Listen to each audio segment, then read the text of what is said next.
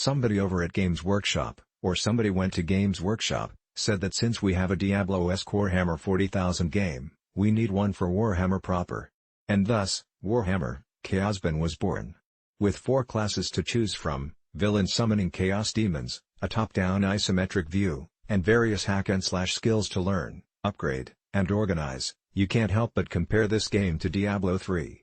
Of course, that's not a bad thing at all. I enjoy this style of game immensely, especially when it has its own twist on the gameplay. It's rather unfortunate that Chaosbane does not.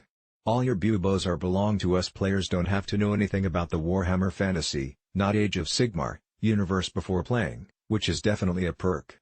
I know some things about Warhammer Fantasy, but my forte is definitely Warhammer 40,000. In fact, I could easily argue that players don't need to know anything about any Warhammer before playing. The game sets the stage for players, tells what is going on, and explains practically everything rather well. The Warhammer Fantasy, including Age of Sigmar, fans will have the extra nuggets of knowledge to make plot points a bit more meaningful, but newcomers will not be confused. Seasoned fans will know who King Magnus is beforehand, know who Teclis is immediately, and understand the dangers of Ossivar Kul's forces. However, it doesn't take a seasoned fan to know that someone summoning chaos demons across the land is a bad thing, okay?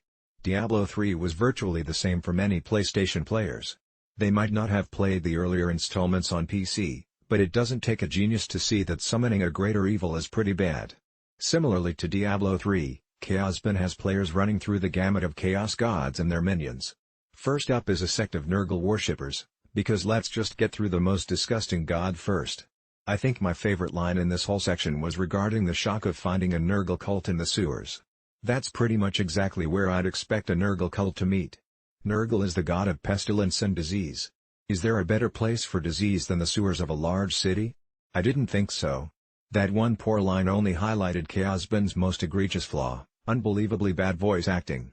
I'm talking original He-Man and She-Ra cartoon bad voice acting. I had to turn the volume for the spoken dialogue all the way off by the second act, because I couldn't take it anymore.